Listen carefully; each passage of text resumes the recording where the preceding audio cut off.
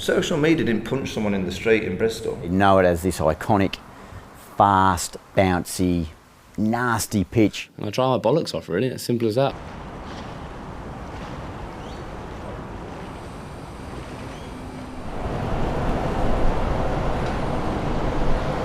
Posh here, isn't it? Very nice. So we arrive in Perth, 2 days off after the test match at the Adelaide Oval. A few of us have been on a few vineyard trips, but we're now back for the business end. The England team have played a 2-day game, but all the talk's been about the night out, the Ben Duckett pouring a bit of booze over Jimmy Anderson. So we've come for lunch, me and Geoffrey Boycott have come for lunch with a few of the journos. I wonder what the topic of conversation will be. There's it. There's it. There's it. I look at Ben Duckett, who will get criticised, and rightfully so. You know, I just look at his mentality that he's playing for England on the Saturday. This is a chance. You know, that's all I look at. Pour a drink over anyone's head if you want, but you know, you're playing for England on a Saturday. You're not in the England team.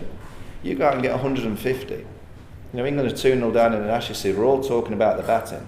Where is his mentality at to want to be out that late when he's playing for England? You know, he's not a star player. He's not been around the blocks. We all don't think he's a legend. He's just an ordinary player. You know, where is his mindset to think that that's right? It winds me up when I hear this social media is the problem. Social media didn't pour a drink over someone's head. You know, social media didn't punch someone in the street in Bristol. Social media didn't introduce himself with a headbutt.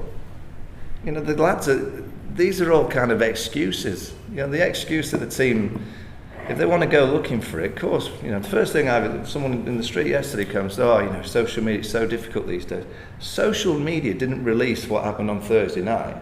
You know, it's an easy excuse. You know, the perception of the England side is that they drink and they party too much.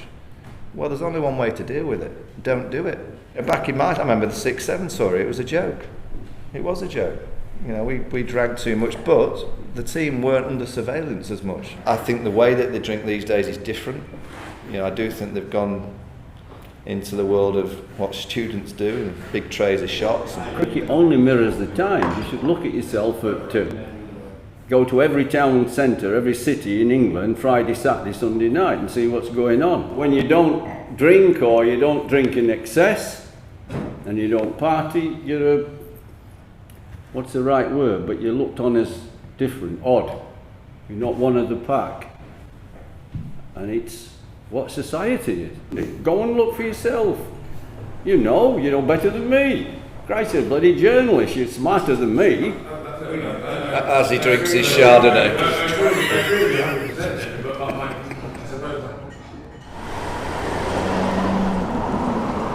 Here at sunny Perth, this is Honey, our dog. Get the good fortune of having a couple of days at home leading into the Perth Pest, but obviously nearly Christmas time, so I just thought I'd show off look at this high-tech Christmas lights.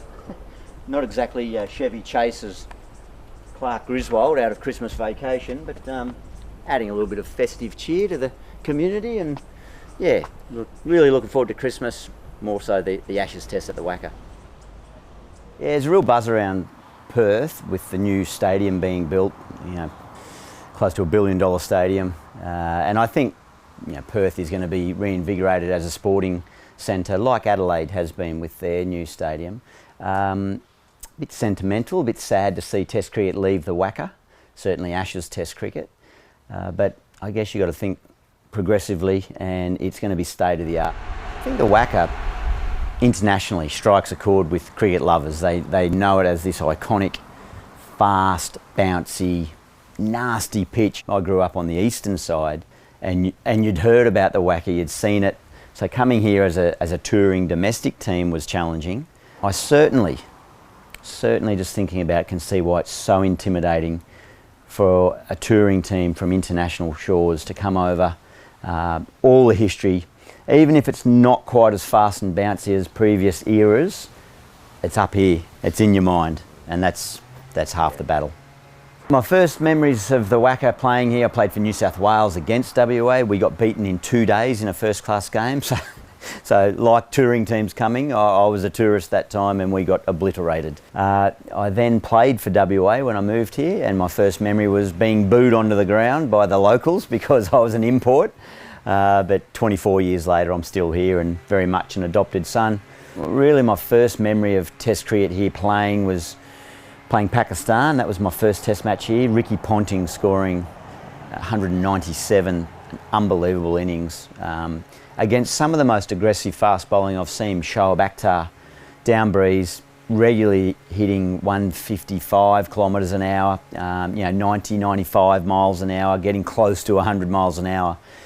And Ricky just playing these pull shots in front of square legs. And I guess in an Ashes context, in my final Ashes test where after some turbulent times personally and some demons to face against England through that 2005, 6, 7 years, I managed to finally get a hold of an England bowling lineup that included Freddie Flintoff. Monty Panesar got me out in the first innings for a duck. So I managed to have a nice day out in scoring that fastest Ashes 100. I was the beneficiary of a 40-degree day, so the bowlers were cooked. The Aussies, we already had a 350 run lead. Hussey had 100, Clark had 100. So, but for me, it was probably not necessarily my best innings or my finest. It was my most fun Test match innings, and it reminded me why I played cricket. We've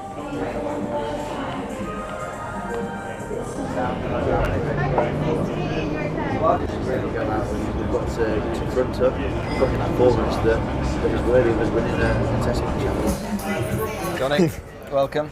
Thanks, mate. Good few days off? Yeah, it's been nice. Just get away and recharge the batteries, and it's been good. Been down the beach? Yeah, but I can't spend too much time down there, can I? Obviously, with the tanning abilities that I have. Back to 50.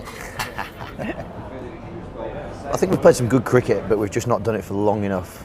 So there's been periods of play where we've been in it for 2 days, 3 days, 4 days, but then at crucial moments they've won those crucial moments. We were in the game on day 5. We could have been sat here at 1-1. Swing's the key, getting a bit of movement through the air. Yeah, exactly that. I think that when the ball does move, our bowlers, we see how in England when it's swinging or nipping or whatever, you get guys on toast. The WACA is obviously a bit different because it's not a dropping pitch. So it's not a dropping pitch. You've actually got a square to work with and everything that comes with that. The latest incident involving Ben Duckett and Jimmy Anderson, is there any way that it can derail the team in terms of morale?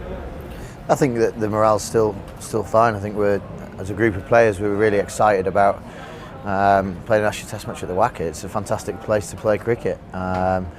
So yeah, that's now dealt with, and hopefully we can move on to the cricket. And just the last one to finish, would you like to bat a little bit higher in the order?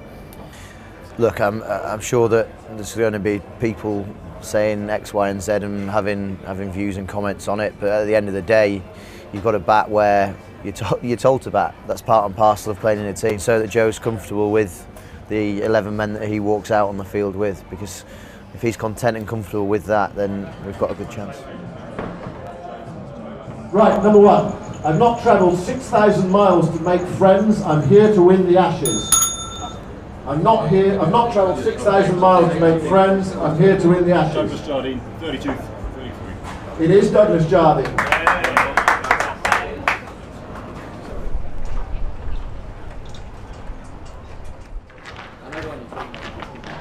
Well, welcome to the WACA. The last ever Test match will be staged at this ground, and boy, don't England need to try and spoil the Australians' party. I'm about to speak to the two coaches who are at completely opposite ends of the spectrum. They're two quite different characters as well.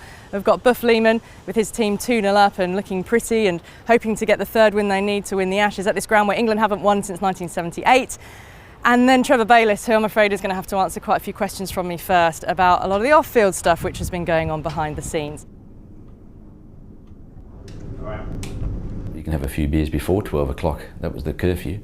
As has been said before, not a lot of good things happen after late at night or early in the morning. The original thing was, right, the curfew's in, and that we may make some decisions down the line to relax that a little. We certainly haven't said to them, obviously with the game coming up and what's happened, I think everyone's tucked up in bed by 9 o'clock. Yeah, you'd like to think so. Steve Smith admitted he needed a sleeping tablet during the Adelaide Test match. How worried were you that could have gone one apiece? No, it wasn't too bad, to be perfectly honest. Obviously they fought back really well. That night was highly skilled bowling from Anderson and Broad and co. At the end of the day we got the job done, which was really pleasing. He didn't sleep. I don't sleep anyway, so it doesn't matter.